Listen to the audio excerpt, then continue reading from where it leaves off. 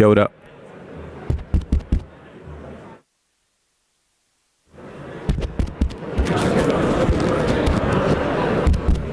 Kia ora.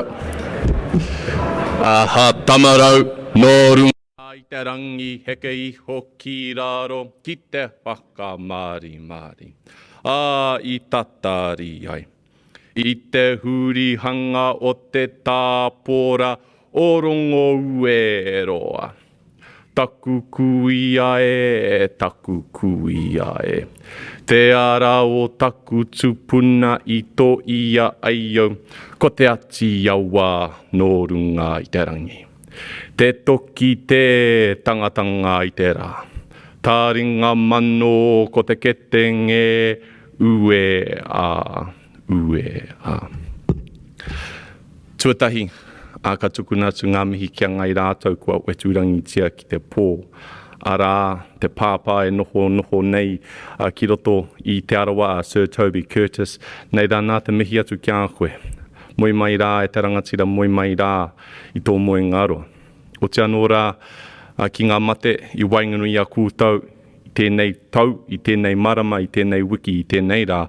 Nei rā nā ka tukuna atu ngā mihi kia kūtau, haere hoki atu rā ki te mataketake o te pō. Hoki wairua mai ki a tātou, kua rau mai I tēnei rā, tēnei nā ka tukuna atu ngā mihi atu kia kūtau. Ki tō tātou nei koro matua, me Andy Foster, nei rā nā te mihi atu kia koe, kia ora.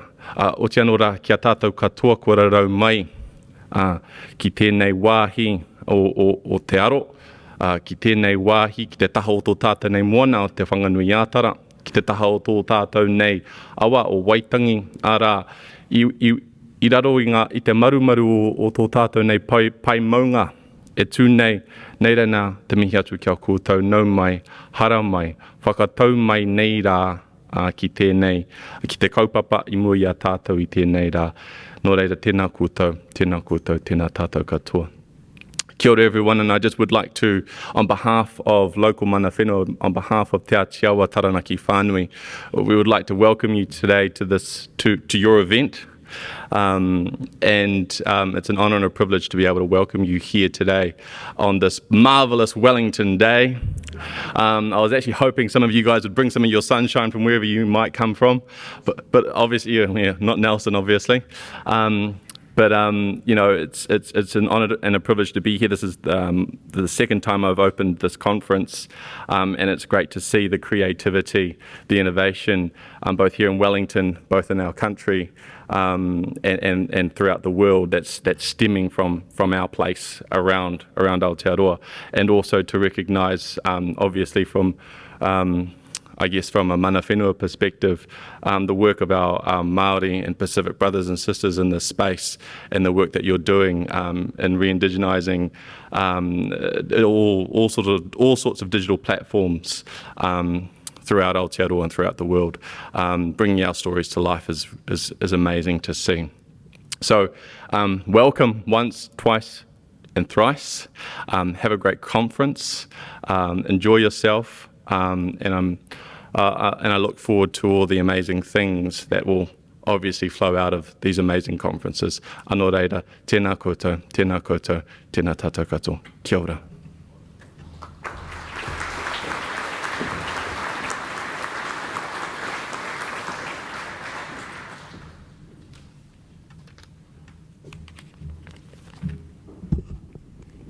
Kia ora, everyone, and welcome to NZGDC 2022. I'm Chelsea, and I've had the privilege of serving as the chairperson of the NZGDA for the past 2 years. We're thrilled to have you all here, and we've got an incredible couple of days ahead. As with all of these things, I have a few housekeeping items. In the event of a fire, please calmly exit the building and meet in front of the Te Papa entrance. You actually happen to be in one of the safest buildings in New Zealand in the event of an earthquake, so please drop, cover, and hold until the tremors stop. If you're looking for the bathroom, you can find all of the locations on the back of your pass. And if you're looking to take just a quiet break from all of the activity, there is a quiet room in the red couch room on level 3. The morning tea, afternoon tea, and the lunch will all be held in Oceania, where you registered and received your passes. And you can find the schedule for all of today's activities on NZGDC.com or on the NZGDC Eventee app.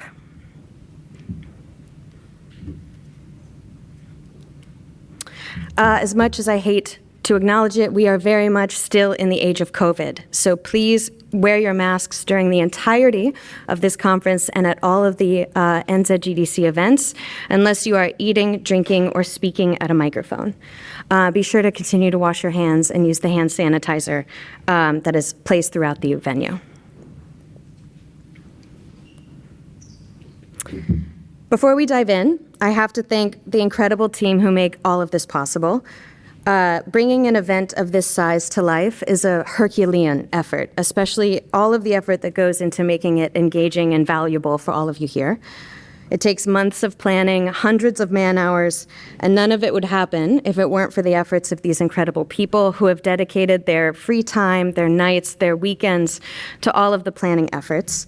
I particularly would like to thank Hannah McIntosh, Meade Robertson, Carl LeDuc, Leanne Ross, and the entire team at the conference company for all of their hard work and dedication over these past few months. These are the faces behind the tweets, the responses that you get from the events email at nzgdc.com, and they're behind all of the incredible artwork you've seen on all of our social media posts these last few months. There is one staple personality at NZGDC that unfortunately will not be with us. And while he can't be here in person, he does have a few words that he'd like to share with you all. Good everyone, it pains me to not be with you all right now, but I've had to put my dad hat on over my game dev hat so that I can support my wife as we prepare to welcome our twin girls to the world. Please know that I'll be spending the next few days aggressively refreshing my social media feeds so that I can catch any glimpse of the conference that I can. So please tag at NZGDA on Twitter of any fun or valuable moments that you find, and I'll be sure to share, comment, and cry emoji my way through all of the FOMO that I'll be feeling. Kier, if you're in the audience, can you please do your live tweets again? Because last year that was awesome and really helpful. Thank you for being such an awesome community and collectively bringing so much progress and joy to the games industry here in New Zealand. We have an exciting next few years ahead of us, and I can't wait to see where we go. Noho ora mai rā, e kia pai tora. Look after yourselves and have a great day. So please join me in making Carl feel like he's here with us by tagging us on social media at NZGDA and using the hashtag NZGDC22. We all know that nothing gives Carl more joy than seeing us trend on Twitter. I'd like to take a moment to thank our incredible sponsors. Without them, we wouldn't be able to be here today. And we're so fortunate to be able to have such genuine partnerships with all of these groups.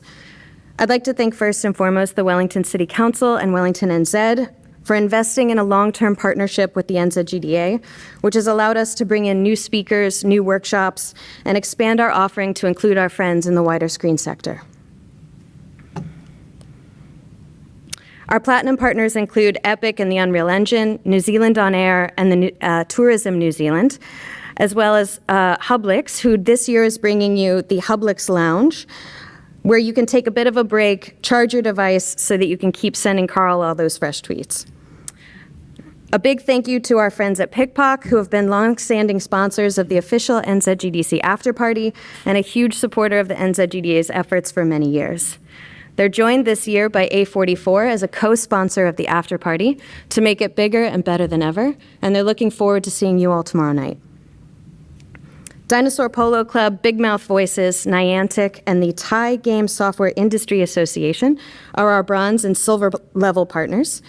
Please be sure to check out Mini Motorways by Dinosaur Polo Club, which will be on display at the Kiwi Interactive Showcase in the Icon Room. And you can also check out the Big Mouth Voices pop-up booth in Oceania, where professional voice actors can record the voicemail on your answering machine. Thank you to Universal Music and Wrestler for hosting us last night at the Friends of NZGDC event. Thank you to the New Zealand Film Commission for supporting the Convergence Day. And thank you to the New Zealand Esports Federation, AWS Startups, and Code, who are responsible for bringing us the We Are in Games Social, which is a social event for women and non-binary members of our community. Thank you to Gamer Fuel and Code, who are supporting the Kiwi Interactive Showcase, where you can play a number of games made right here in New Zealand, as well as experience a number of one-of-a-kind AR and VR experiences from our friends at DocEdge. The showcase will be open to the public for the first time this year, and it'll be open starting at 11 and all day tomorrow.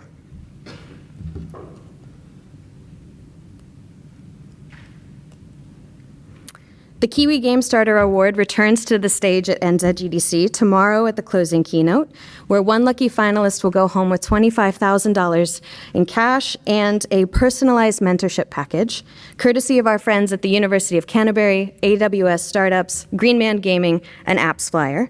The runner-up will receive $10,000 and the same mentorship package. And finally, we'd like to thank AWS Startups and Forest Paths for helping us to bring a number of diverse speakers to the event today so that they could join us here in person. Please say hello to all of the volunteers who can help you with any questions you might have, give you directions, or help you to make a report should you at any point feel unsafe at this event. As I mentioned before, you can find our schedule online, but you can also download the NZGDC Eventee app, where you can participate in live Q&A with any of the panelists. If you haven't already, you can scan this code now to download the app. This one kind of goes without saying, but it's definitely worth saying, and I just would like to remind everybody to please remember to be kind to one another. NZGDC is for everybody, and we value the really diverse voices in our community, even if we don't always agree. This place is a place for people to learn, to grow, to share ideas, and to gain new perspectives. And while you might not agree with somebody else's opinion, it's really important that we create a space where people are free to share their perspectives without prejudice. We are all, by virtue of gathering here together today, dedicated to providing a harassment-free experience. If at any time you feel unsafe, you can notify the staff or the NZGDA by reaching out to one of the volunteers, any of the board members, or by emailing info@nzgda.com. You can also email me directly at chairperson@nzgda.com. With that in mind, we have an incredible lineup and a next few days ahead. As I mentioned, the Kiwi Interactive Showcase will be in the Icon Room, and it'll be open starting at 11 and all day tomorrow. We also have the Wren Games social event this evening and the NZGDC after party tomorrow evening. In addition, there are also tickets remaining for the Convergence Day if you're interested in hearing more about unique technologies that cross the game, film, and television sectors. There will be a number of demonstrations from RE Cameras as well as Stretch Sense. And we'll hear from Connie Kennedy, who is the head of the LA lab for Epic Games. I mentioned before that Wellington NZ and the Wellington City Council have made an investment in the games sector through their long-term partnership with the NZGDA. So who better to welcome you all to Wellington today than hearing from the Mayor of the City of Wellington. Please join me in welcoming Mr. Andy Foster.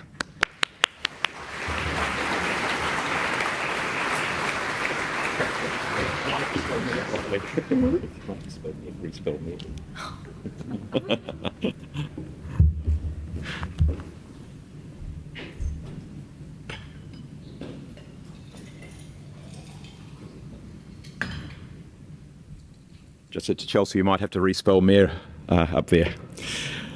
Ena mana, ena reo, ena iwi, ena matawaka, ena hawaii wha o te motu, tēnā koutou, tēnā koutou, tēnā koutou katoa. So wherever you've come from, whatever waka has brought you here, whatever of the four winds you have come from, it gives me great pleasure to welcome you all here to your capital city. Haere, haere, haere mai ki poneki. My absolute delight to welcome you all to your capital city.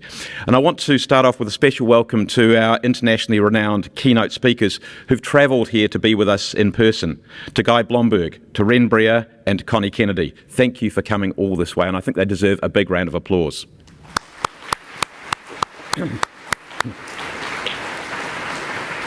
I'd also like to acknowledge the board of the NZ Gamers Developers Association and all the volunteers who bring this event to life. It takes a huge amount of work to put on an event of any scale, but to put on an event of this scale, I think they deserve also a big round of applause. Chelsea.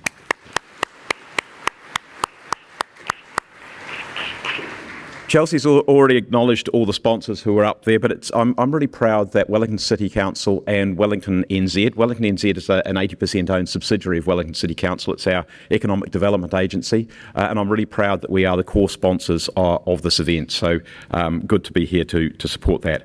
And also just to say thank you to all of you for giving up your time and coming together and for growing this event. I understand there were 800 attendees in 2021, which is pretty amazing given the COVID environment that we're in, and we're still not quite out of it, but we're getting there. And another milestone that this conference has now run annually for 10 years. So congratulations to all of you for being here. Conferences are an opportunity to come together, to build community, and I already was hearing some of the conversation that was going on, which was people meeting each other in person as opposed to over technology. So it's an opportunity to come together, to build community, to share experiences, to learn, and to be inspired to do more and to do better. It's a mayor's privilege when welcoming visitors to sing the praises of their cities and districts, and so I'm going to do exactly that. I call Wellington the keeper of our nation's treasures and the place of the big conversations. As the keeper of our nation's treasures, there's a lot to enjoy in Wellington. We're in our National Museum, Te Papa.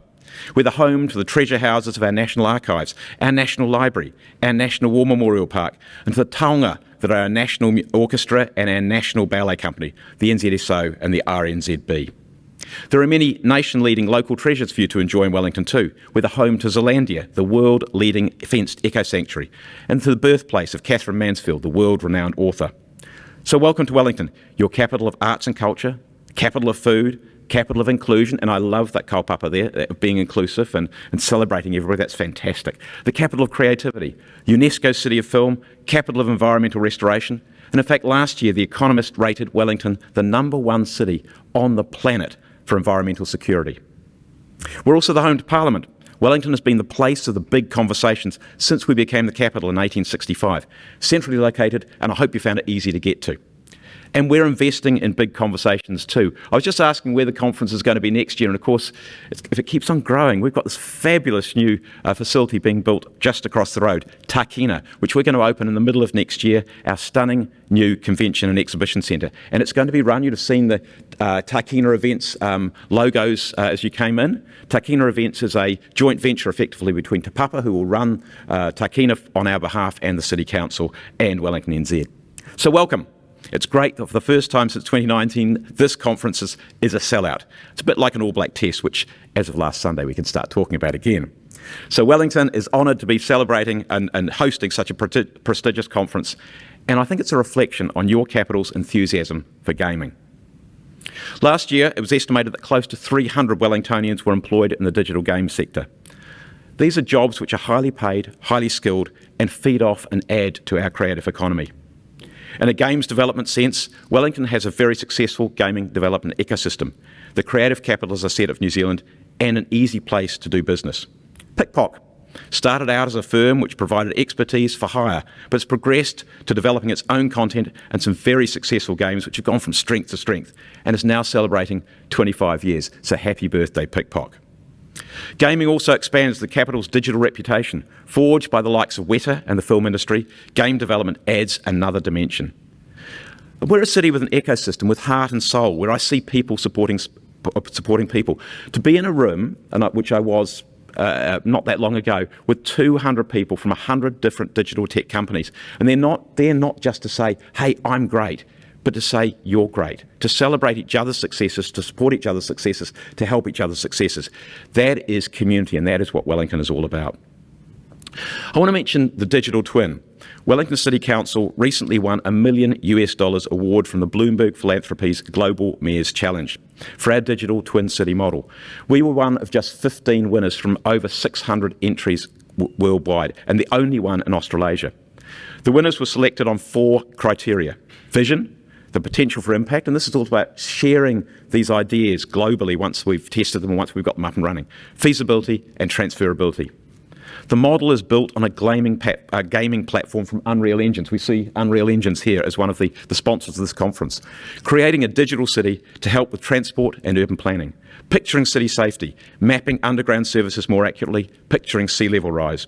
This will be a powerful tool for our community to engage in and help shape their own city's future. And it all helps position Wellington as a global centre for creative tech storytelling. And I want to finish off by just talking about game development and the national scene. As a nation over the years, we've relied on what comes from our land to earn our way in the world. There's absolutely no doubt that that will continue. We will be an agricultural country. However, extractive industries have environmental limits. We know that we need to diversify. We have to use our brains, and our future is tech. I was at the High Tech Awards earlier in this month, along the waterfront there at the TSB Centre. Ian McRae, the founder of Orion Healthcare, was inducted into the Hall of Fame as a flying Kiwi.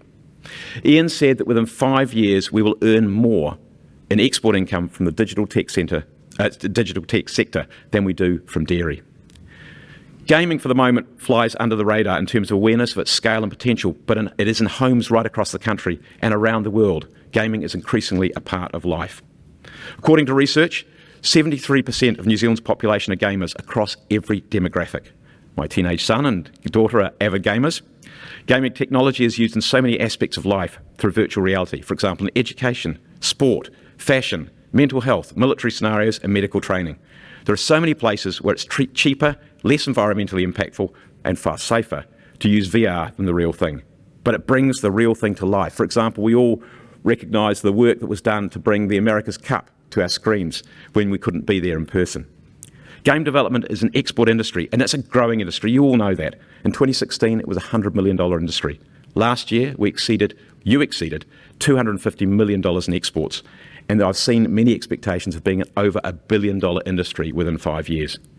The industry globally is worth $180 billion, and that's bigger than film and music combined, and it's growing fast.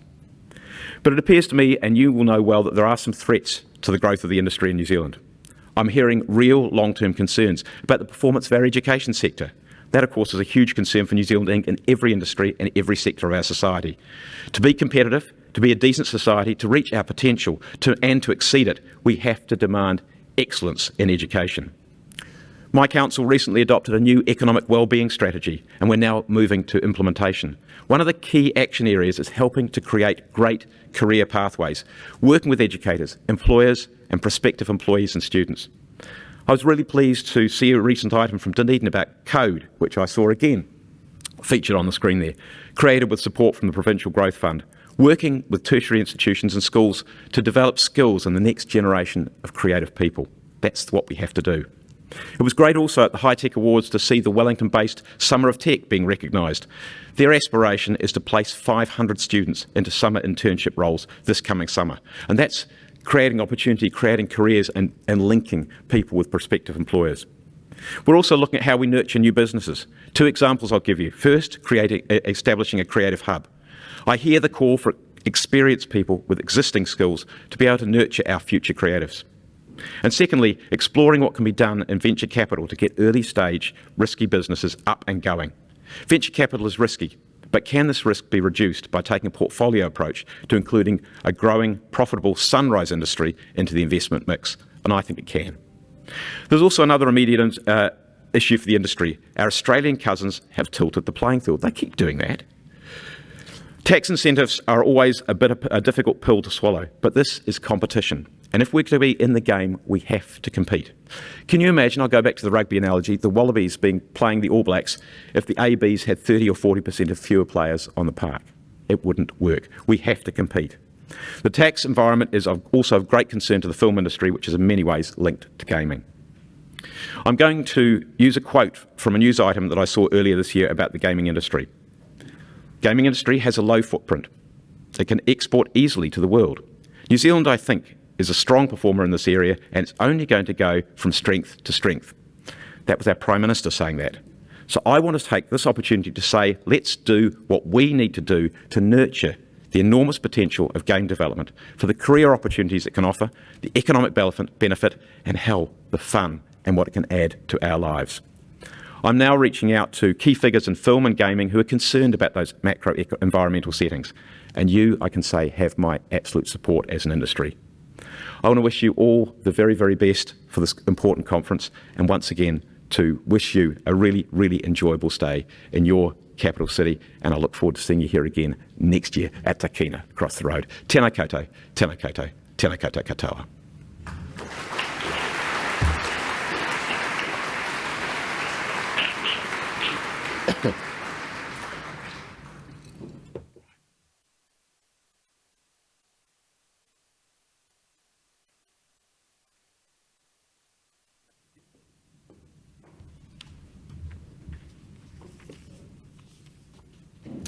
Awesome. Well, I made it almost all the way through without messing it up.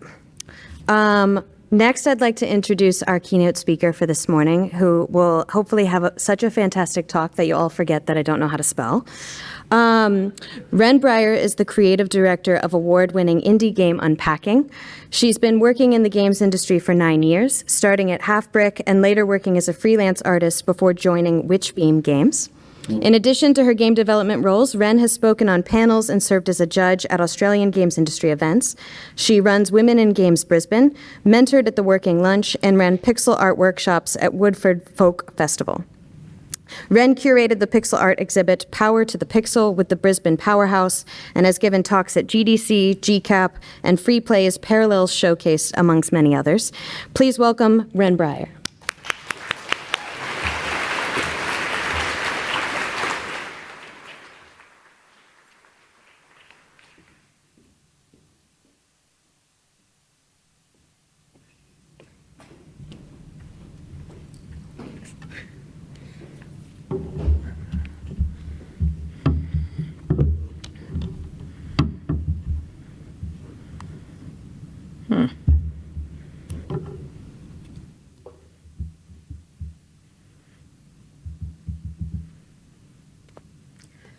Hi, everyone. I'm short. Let's adjust this. Okay.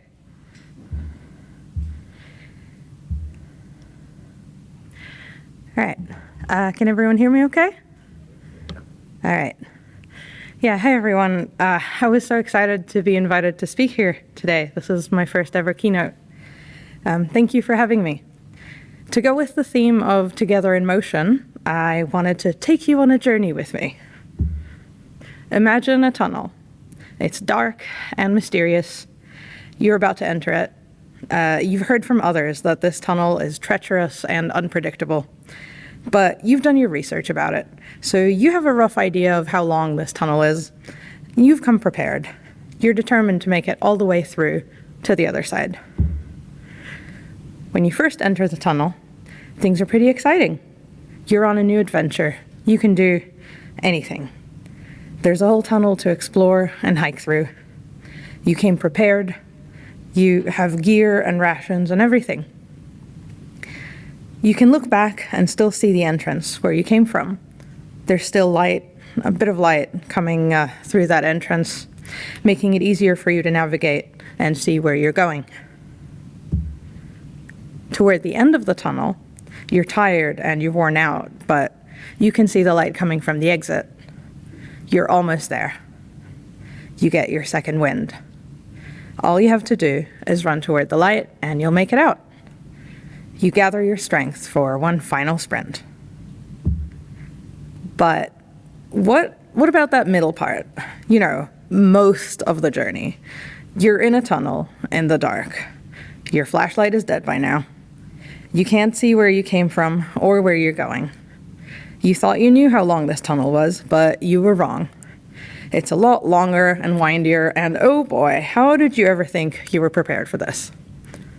Spoilers for the metaphor, the tunnel is game development. And getting through this middle part, I call the long march, is what I wanted to talk to you about today. But let's backtrack a bit first. My name is Wren Brier, and I'm the creative director on indie game Unpacking. I've worked in games since 2013. My background is in mobile games, actually, most notably as an artist on Jetpack Joyride, where I worked on the live ops team for about 2.5 years doing art. I also have minor credits on, art credits on Fruit Ninja and Kubo: A Samurai Quest. And I've worked on some games that you definitely haven't heard of, because you know how games go. Before Unpacking, I was a generalist 2D games artist with a focus on pixel art and UX and UI. I also dabbled a bit in production and design where I could, because I like to have my finger in all the pies. On Unpacking, because we were such a small team, I took on an inadvisable amount of roles. Art direction, game design, level design, narrative, UX, UI, project management, biz dev, And up until the last 5 months of development, I did social media management as well. Several of these roles were thankfully shared with my partner, Tim, who is right there, and he did an equally inadvisable amount of work on this project. Unpacking was a first for me in a lot of ways. It was my first PC and console game, the first project that I got to lead, the first one I worked on from conception. For Tim and his studio Witchbeam, it was their second game. We released it in November last year after 3.5 years of full-time development. This talk isn't about the game itself, it's about the journey of developing it, but for context, I wanted to show you our release trailer, just so you have a better idea of what I spent 3.5 years doing.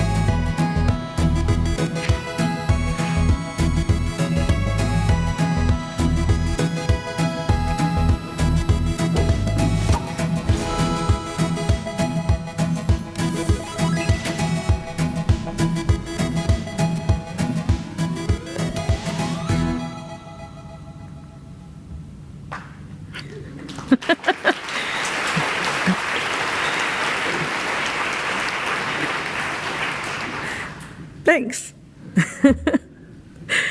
So, where did the idea for a game about taking things out of boxes come from? Well, I met Tim, we got together, and in February 2018, he moved in with me. Tim is always coming up with ideas for games, and he had been encouraging me to do the same, which was lovely because I didn't have a lot of confidence in my ideas at the time. We were unpacking Tim's stuff out of all these tall stacks of boxes, and I had the thought that there was something game-like about the activity. We'd finished unpacking one box to unlock the box underneath. We were completing sets of items, and we were Tetrising them onto our shelves and into drawers and cabinets. I mentioned this to Tim, and he liked the idea. We also both liked that it had storytelling potential, because you can tell a lot about a person from the items that they own.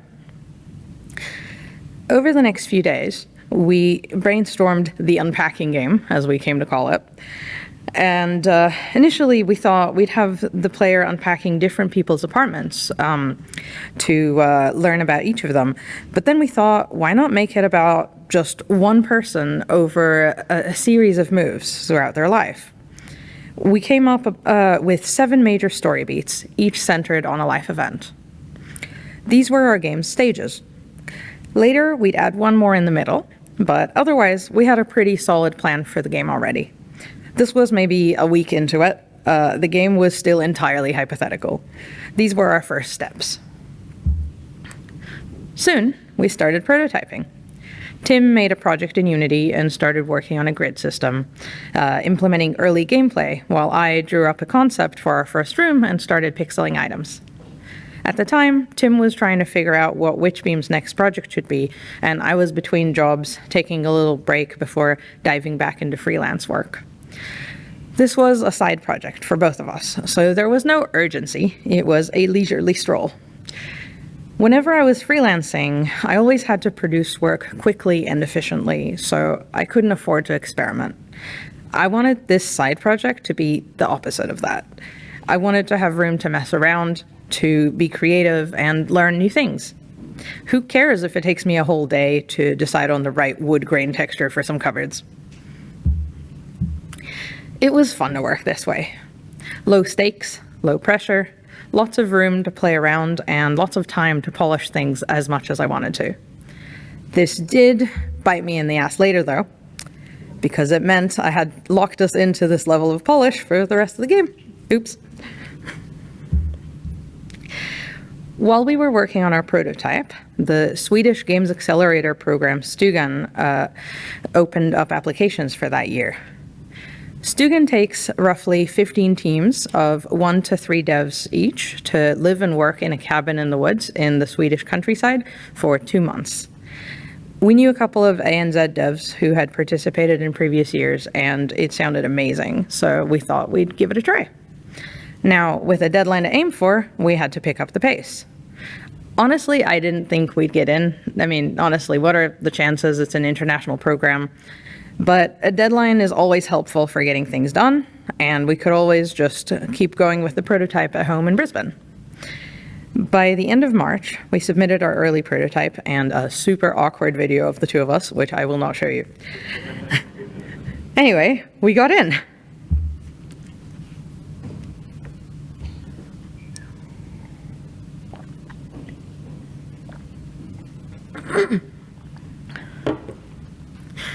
Stugan gave us 2 months to work on the game full-time that we otherwise wouldn't have had. It also gave us lots of playtesters and opportunities for feedback, both from our fellow Stuganeers and from the many visitors and mentors that came by. And it gave us exposure through Stugan's social media channels and helped us connect with people in the industry we otherwise wouldn't have met. That's our Stugan cohort right there. I'm like, not sure which way to point, hey. That's our Stugan cohort. That's the desk that Tim and I worked on. And that's our first showcase ever that we showed unpacking in Stockholm. By the way, shout out to Emily, who's here, who's from Stugan. Emily, hi. There she is. She went to Stugan with us. This slide and the next one are from a presentation I gave in Sweden right after Stugan. They still work really well to summarize what we did there, so I just stole them wholesale and stuck them here. When we first got to Stugan, what we had was a few items, a half-finished background, and a system that let us take items out of boxes and place them around the room. Our goal for those 2 months was to get the first 4 levels in the game to a rough but feature-complete state. We were utter fools. By the end of Stugan, we still had just our one kitchen. But hey, that one kitchen was awesome. Instead of going wide and shallow, we went narrow and deep. Instead of 4 janky first pass levels, we had a vertical slice of the game. The kitchen was fully rendered, including 69 items. Nice. Cupboards and drawers were functional, and all of our core systems were in. Even animations were in. It looked great and played great, thanks to all the playtesting this one room got. In the end, a solid vertical slice was a better outcome for us than several half-baked levels. It looked good in a showcase, and we could use it to pitch the game to publishers and investors. At the end of Stugan, we still thought of unpacking as a hobby project. I dreaded going back home because it meant going back to reality, where I'd have to finally get back to freelance work and put unpacking on the back burner indefinitely. But as you can probably guess from the fact that the game is finished and I'm here, that's not what happened at all. Our first 2 weeks back in Australia were wild. We landed back in Brisbane on the 16th of August. Because we're reckless idiots, Tim and I had committed to showing unpacking 2 days after getting back at a local yearly exhibit called Go 423. We were super jet lagged and super out of it, but people seemed to really like the game. We were also approached by Caitlin Boucher from Screen Queensland, who told us applications were open for grants and that we should submit Unpacking. 3 days later, we posted the first tweet from the official Unpacking Twitter account. It was a sped up GIF of the kitchen being unpacked. At the time, our account had exactly 2 followers, Tim and me. Over the next 48 hours, it gained over 7,000 followers. The tweet had gone totally bonkers. It had 12,000 likes and over 3,000 retweets. Someone reposted the GIF to GiphyCat, where it got 500,000 views, and it was put on Reddit, where it made it to the front page of Reddit Gaming. What? This weird little game about taking things out of boxes, which we thought would be very niche, turned out to have a much wider appeal than expected. The general sentiment seemed to be, I never knew I needed this, and this game was made for me. We were utterly blown away. By the next day, publishers were sliding into our DMs, asking us to pitch them. This was all very helpful for proving the game had appeal in our grant application, which, by the way, I was furiously working on because it was due 10 days after we found out about it. On the 28th, we submitted the application. By now, we knew life was not going back to normal. We were going to make this game. We brought on board Jeff Van Dyke, a composer and sound designer extraordinaire, to do the audio for Unpacking.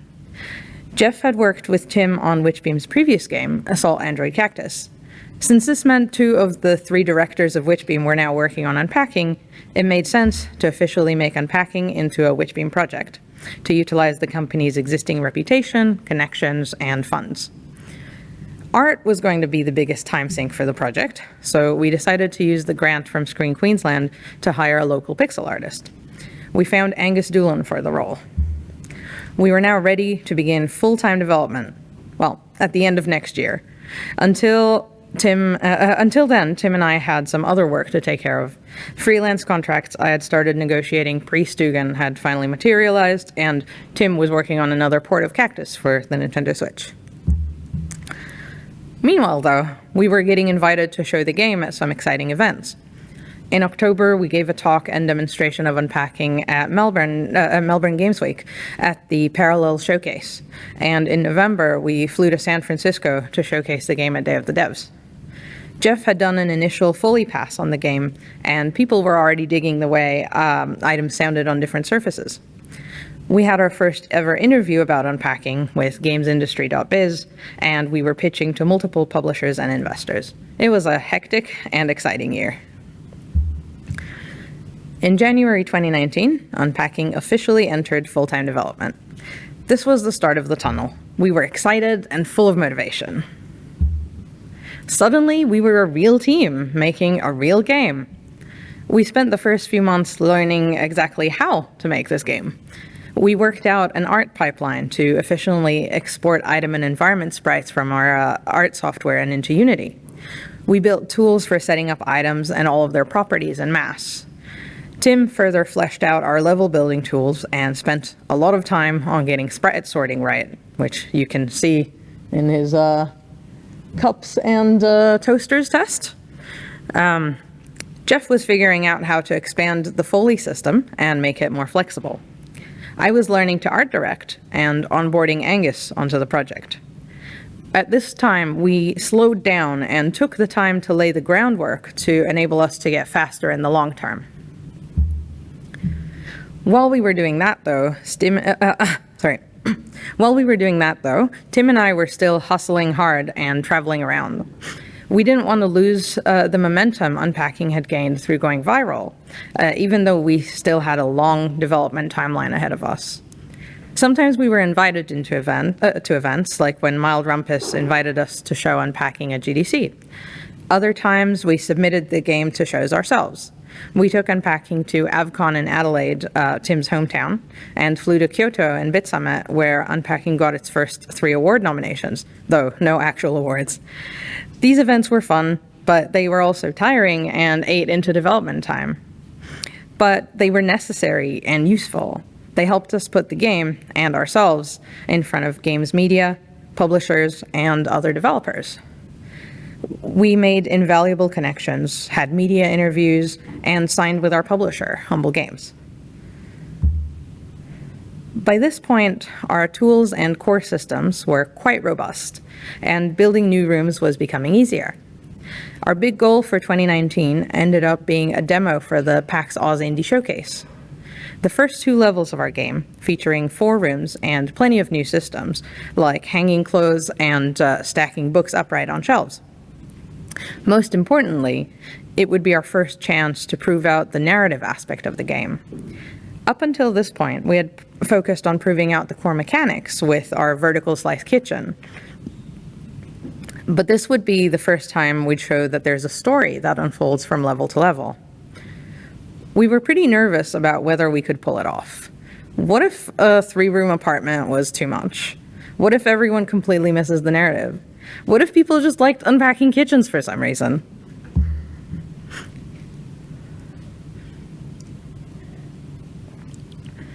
Thankfully, that wasn't the case. PAX Oz went great. Lots of people played through the whole 25-minute demo and still wanted more. Players picked up on the subtle storytelling and were intrigued. And we got a ton of new wish lists. All great news. On the cusp of our second year of development, we were a little worried about keeping up all this traveling, as it would slow down dev work. Well, that's when COVID came along, and we no longer had to worry about leaving the country, or our state, or our apartment for a very long time. A year into full-time development, we'd sometimes get this bewildered comment. "You've been working on this game for so long. It looks finished. What's left to do?" "Oh, just make the entire game." We had our core systems in place, but content is the long, hard miles. At this point, we estimated we were a year out from being done. We were really wrong, by the way. It turned out we still had 2 full years of work ahead of us. This was the start of the long, long march. We had spent most of a year making 2 finished stages, actually 2 of the smallest stages in the game.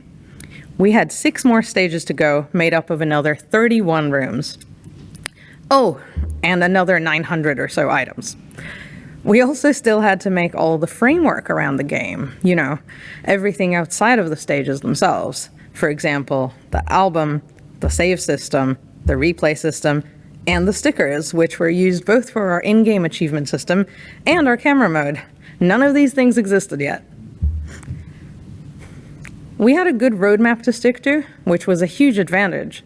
It meant we pretty much never had to backtrack. But even still, the trek was going to be so long. I knew how to handle 3-month projects, 6-month projects. I had never in my life worked on a project this big, lasting multiple years. It's like the difference between going on a weekend hike versus a cross-country journey.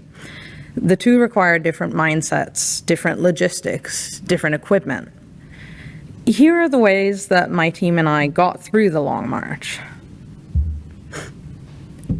Breaking it down. Big tasks feel daunting and are hard to start. It's also impossible to estimate how long they'll take. How long will it take to finish making stage 3? God knows. Okay, how long will it take to do first pass art for every item in stage 3? That's still too big. How about first pass art for 1 room? Okay, now we're starting to get somewhere. I broke down the project into milestones, and then with the help of my team, broke it down into 2-week sprints. Then each day of each sprint, we would commit to specific tasks we could complete in that one day. Ideally, these tasks would take anywhere between an hour to half a day, maximum 1 day. It doesn't always end up being the case, but it's something to strive for. I'd have 1 task for drawing the floor plan for an apartment, for example, and a separate task for implementing it in Unity.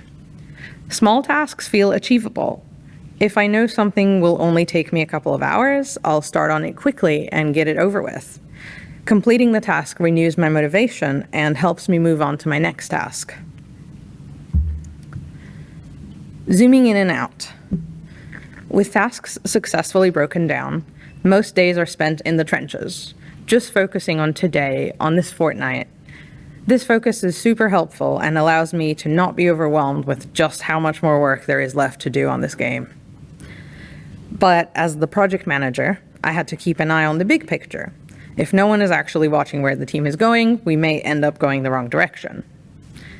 At the end of every sprint, I would zoom out and see how the milestone was tracking.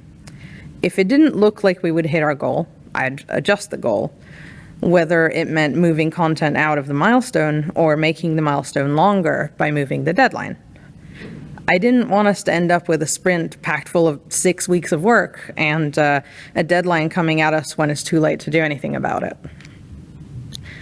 At the end of each milestone, I'd zoom out to the entire project and think about it as a whole.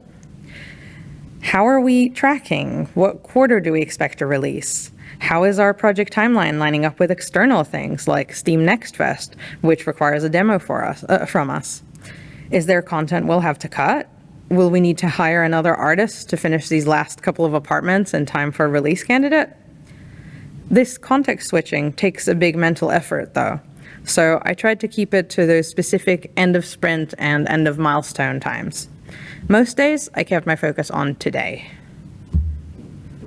I'd say up until now, this is very much about how important a good producer is and just being aware of production realities. So thanks, producers. Flying together. Here's a fun bird fact. Birds flocking together requires less energy per bird than flying solo. The same is true for working together in a team. Each morning over Discord, our team did a stand-up session. And for those unfamiliar, that's when the team has a short meeting at the start of the day where each team member says what they did the day before and what they'll be doing today. These stand-ups were helpful in a number of ways. They helped us to make sure the team was staying on target, with each team member working on the right task for that day. If Jeff was going to be composing music for a new stage, for example, that might prompt a quick meeting to go over themes and ideas for that stage before he gets started. We were able to prevent roadblocks from impeding team members. If someone was blocked on a task, they would mention it in stand-up, and we would figure out a solution right there, or find something else for them to do while the block was being addressed. If Angus was starting to get ahead of me on item art, for example, I would switch to working on item lists for the next apartment, so they'd be ready for him to work on as soon as he's finished with the previous batch. Importantly, stand-up was great for keeping us all motivated. It provided accountability to each other, as each morning we had to make a commitment and follow through. And hearing what everyone achieved the previous day was inspiring. A stage that didn't exist 2 weeks ago would suddenly be playable, or a new song would be implemented, or a tool improvement suddenly makes setting items up a lot easier. We could see the project moving forward in real time. By the way, while doing research for this slide, I found out that geese honk while flying to coordinate their formation and to cheer each other on. Stand-up is kind of like that. Steady pace. Working a regular schedule helped us with making progress. Tim and I worked weekdays from 10 a.m. to 5:30 p.m. We actually had Pilates classes scheduled immediately after work 3 times a week, which forced us to stop working and created a hard line between work time and chill time. The routine helped us make steady progress every day.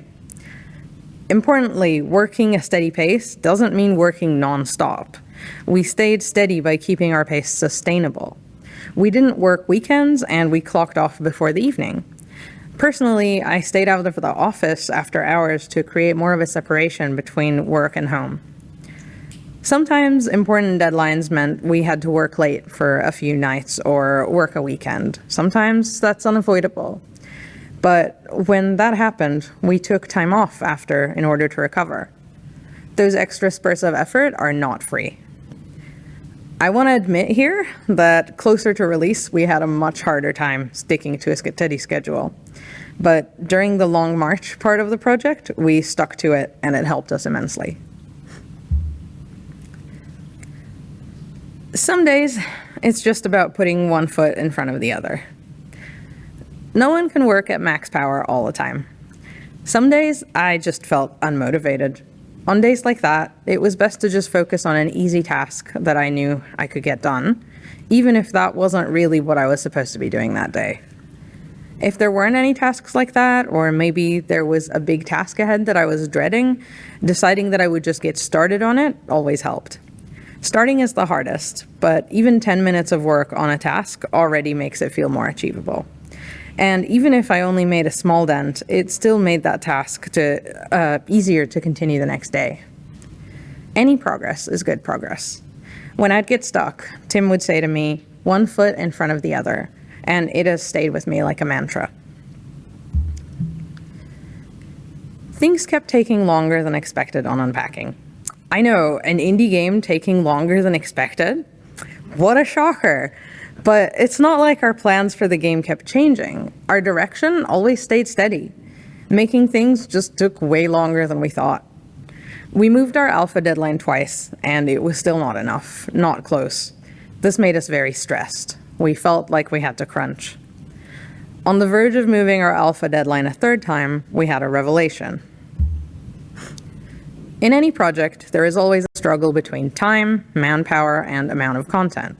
Sometimes, time is unmovable due to external factors, so teams have to cut content from the game to meet their deadline. But we felt our scope was tight, and if we cut anything substantial, we would harm the game. Another option is to hire on more people, but doing that can cost a lot of time in the short run. It's not just throwing money at the problem. Training someone up is a lot of work, and for some tasks, spreading them across more people can compromise the quality of the work. So we looked at time again, and we realized it wasn't unmovable in our case. Not only that, we realized there wasn't a good enough reason for this deadline to have a set time in the first place. It was doing more harm than good. So it was a tough decision, but we cut time loose. We would reach alpha when all the tasks were done, however long that would take.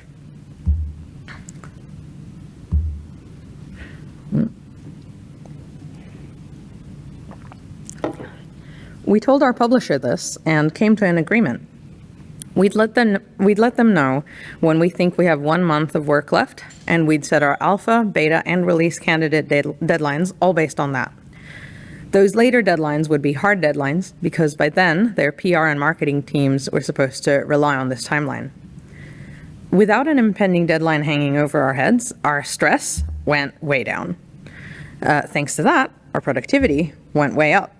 We hadn't realized just how much we were slowed down by the stress of an impossible-to-meet deadline. Of course, I'm not always advocating to throw time out the window. There are plenty of instances where you can't or shouldn't, but it's important to question whether that's the case in a given situation. In our case, it felt preferable to pushing the deadline out a fortnight at a time while lying to ourselves so we could hit it this time, or pushing a bunch of alpha features into beta and making it a problem further down the line, or compromising the game by cutting something important.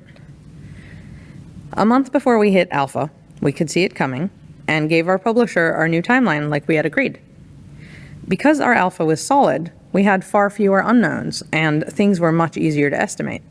We managed to stick to this new timeline very closely. From the moment we hit alpha, things sped up like a roller coaster. We could finally see the end. That gave us a huge burst of motivation. Up until that point, we had built the skeleton of the game, of the whole game. It was playable from start to finish. Beta and RC were effectively just polish. It's much easier to polish something that's already good.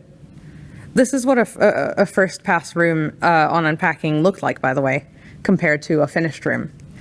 Once all the sprites from first pass are in the Unity scene and the level is all set up, iteration on the art is really easy. It's just an asset swap. There was just a lot of art to do still. Too much, actually. So this time we did need to speed up to meet a deadline. We did not want to move our launch date into the next year. And the best solution in this instance was to hire additional contractors for a few months. When Angus joined the project, he needed to learn to do absolutely everything on art, but our new artists didn't need to be across every part of the project because so much was already done. So onboarding them was a quicker process. I was also able to plan for the onboarding well ahead of time, so me being busy with it didn't impede on other important parts of the project. Joe Silipo joined us on finishing backgrounds, while Michelle Whitehead worked on final pass items. We also hired Damon Walters to help Tim on the programming side to make sure we could get all our features in. Damon implemented controller support and key rebinding. Damon did not want to provide a photo, so that's his Animal Crossing character. COVID may have stopped us from taking Unpacking to shows around the world, but we could still show it online. The shift to online events ended up being really good for our Steam wish lists. First, there was the PAX Online Indie Showcase in late 2020. Then Ludo Narracon early the following year, each bringing a different audience to our game. A few months later, there was E3. Summer of Gaming, where Unpacking got into the IGN Expo Showcase and the lovely Wholesome Direct. This is where we really started ramping up our marketing efforts.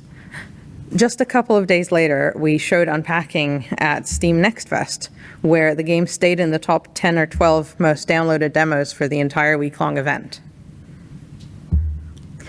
We knew that as we approached release, we would not be able to handle our social media and community on our own anymore. We'd need to do more and more on the community side, but we were busier than ever on dev work. We were lucky enough to get Victoria Tran to join us for 1 day a week for 6 months, from June until a month and a half after Unpacking's release. Victoria launched our Unpacking Discord, giving our community a place to talk about the game while the demo was available to download at Steam Next Fest. A month later, she also started our TikTok, often getting hundreds of thousands of views per video, sometimes even 1 million. With our social media presence expertly taken care of, me and Tim and Jeff focused on the final push towards release. And we hit the finish line. Unpacking came out. Oh my God, it came out. How does any game come out? It is so fucking hard. We sim shipped on PC, Mac, Linux, yes, you're welcome, all 5 of you, Nintendo Switch, and Xbox. Not only did the game actually come out, it was a critical and commercial success. Unpacking sold over 100,000 copies in its first 10 days. Press reviews were great. User reviews were great. The game was getting nominated for awards, and we had wonderful fans streaming it and making adorable TikToks about how our game made them cry. It was beyond our wildest hopes and dreams. But some caveats. There was no time to rest. Being indie means your tech support plus PR. Do you know how many times I got this specific email? I'll give you a moment to read it. Spoilers, that's not a bug. Think about why you can't leave this photo featuring a dude whose face the main character put a pin through hanging on the pinboard. That and Zoomers thinking the GameCube was a kitchen appliance. Of course, we also got plenty of emails and Steam messages about legitimate bugs which we had to fix, and lovely fan mail that I wanted to give heartfelt responses to, and key requests, and invites to podcasts, and interview requests. There was a lot to do. The finish line is a lie. So what now? Well, we're still trudging. It's almost 10 months since release, and Tim and I have still not been able to stop. Since launch, we've done PS4 and PS5 ports, physical editions for 3 consoles, traveled around the world to attend award shows and give talks, done countless interviews, podcasts, articles, radio and TV spots, and some secret stuff we can't talk about. And no, it's not DLC. And hey, these are good problems to have. It's been an exciting time, but burnout induced by success is still burnout. Over the last couple of months, Tim and I have been doing everything we can to slow down. We hired Emily Hummel to handle our social media and community a couple of months after Victoria finished up, because I had to handle it in the meantime. And she's been absolutely smashing it. She's taken some additional responsibilities off me, like answering fan and tech support emails and reporting clones on the App Store. Sanatan Mishra, the third director of Witchbeam, has taken some of Unpacking's biz dev responsibilities off my shoulders, too. I made the conscious decision to start saying no to things. It's been hard to do when everything seems like a great opportunity, or I have FOMO, or I just don't want to be rude. But I'm working on it. Hopefully, I'll be stopping for a good, long rest soon. For now, it's one foot in front of the other, and I have my teammates walking with me. Dab. Thank you.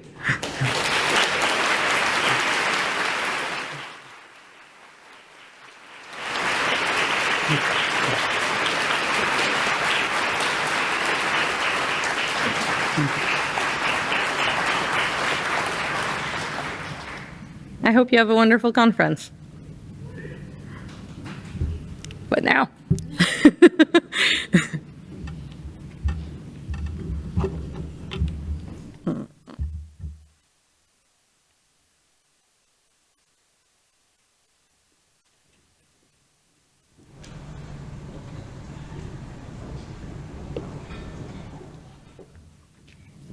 Let's give it up again for Wren Brier.